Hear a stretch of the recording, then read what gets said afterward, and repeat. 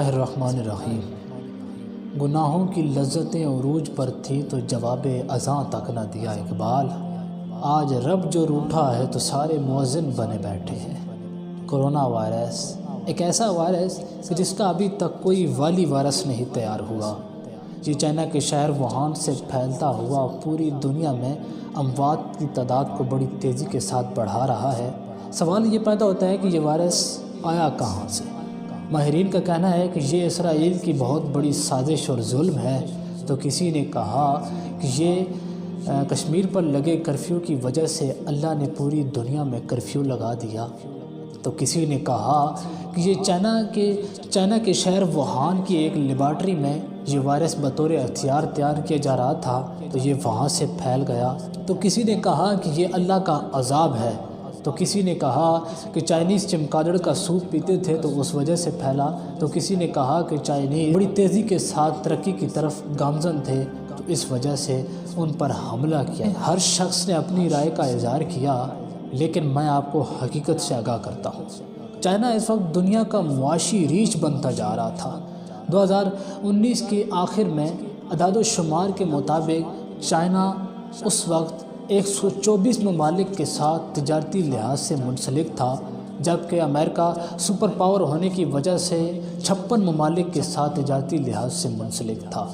امریکہ ایک دن میں $5.8 بلین کما لیتا ہے، جبکہ چائنا ایک دن میں $14.3 بلین کے برابر اپنی اشیاء فروخت کر دیتا ہے۔ اس کی بنائی ہوئی اشیاء 124 ممالک میں استعمال ہو رہی ہے، اور پاکستان میں سی پیک مکمل ہونے کے بعد چائنا نے سپر پاور ہونے کا اعلان کرنا تھا۔ اس کے سپر پاور بننے سے پہلے ہی اسے گھٹنوں کے بل گرا دیا گیا۔ اور دوسری طرف اسرائیل، جو کہ پوری دنیا میں حکومت کرنے کے نشے میں مبتلا ہے، جن کا کہنا ہے کہ ہمارے مسیح یعنی دجال کے آنے کا وقت آ پہنچا ہے۔ یہ اسرائیل کے ایک ربی ہیں جو اسرائیل میں پیشن گوئیاں کرتے ہیں، اور ان کو اس لحاظ سے بڑی عزت دی جاتی ہے۔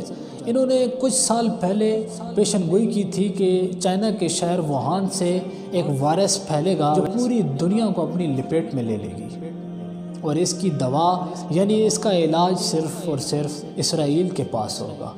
اور یہ صاحب امریکہ کے ایک شہری ہیں جو کہ امریکہ میں یہ تلاش کرتے رہے کہ کرونا کے مریض کہاں ہیں، اور جو کرونا کی وجہ سے مر گئے ان کے گھر والے کہاں ہیں، لیکن ان کو ایک مریض بھی نہیں ملا۔ امریکہ جو بتا رہا ہے کہ ہمارے 1 لاکھ سے زائد اس مرض میں مبتلا ہو چکے ہیں، اور کتنے ہزار کرونا کی وجہ سے مر گئے، لیکن یہ صاحب ڈھونڈتے رہ گئے، ان کو ایک مریض بھی نہ ملا۔ امریکہ جو ہاسپٹل بتا رہا تھا کہ جہاں پر کرونا کے مریضوں کو پناہ دے رکھی ہے، یہ وہاں پر گئے، ڈاکٹروں سے ملاقات کی، لیکن ان کو ایک بھی مریض نہیں ملا۔ یہ ثابت ہوتا ہے کہ یہ سارا کام، یہ ساری چیزیں، یہ سارا پلان پہلے سے ہی پلاننگ شدہ ہے، اور انہوں نے سازش کر کے خانہ کعبہ کا طواف بھی بند کروا دیا اور مسجد نبوی کا دروازہ بھی بند کروا دیا۔ انہوں نے ڈرایا کہ کہیں یہ وائرس اگر یہاں پھیل گیا تو بڑی شدت کے ساتھ پھیلے گا۔ انہوں نے وہ رحمت کے دروازے بھی بند کروا دیے، اور دوسری طرف یہ اللہ کا عذاب بھی ہو سکتا ہے، ورنہ یہودیوں کی کیا مجال کہ وہ ہمارے لیے خانہ کعبہ کا طواف بند کروا سکیں، ان کی کیا مجال کہ وہ رحمت کا دروازہ بند کروا سکیں، وہ اللہ کے حبیب کے روضے کا دروازہ بند کروا سکیں۔ یہ اللہ کا عذاب ہم پر اس صورت میں آتا ہے، ہمارے گناہوں کی وجہ سے اللہ بھی ہم سے اتنا ناراض ہے کہ اس نے ہمارے لیے اپنی تمام عبادت گاہوں کے دروازے بند کروا دیے، اور جو اس کرونا کی مرض میں مبتلا ہے اور جو اس سے مر رہے ہیں ان کو غسل اور جنازے سے بھی محروم کر دیا۔ اللہ بھی ہم سے بہت ناراض ہے۔ ہمیں چاہیے کہ ہم اللہ کے سامنے گڑ گڑا کر، رو کر اللہ سے معافی مانگیں، بکثرت سے استغفار کریں۔ کرونا وائرس سے پاکستان میں آج 20 اموات ثابت ہو چکی ہیں، اور 2000 سے زائد اس مرض میں مبتلا ہیں۔ یہ پاکستان میں بھی بڑی تیزی کے ساتھ پھیلتا جا رہا ہے۔ نہ جانے کتنے لوگ اس مرض میں مبتلا ہوں گے جو ابھی تک منظر عام پر نہیں آ سکے۔ تو آپ سب لوگوں سے گزارش ہے کہ پلیز آپ اپنے آپ کو محفوظ رکھیں، اپنے آپ کو سیو رکھیں اور گھر پر رہیں اور گھر سے باہر نہ نکلیں اور ماسک کا استعمال ضرور کریں۔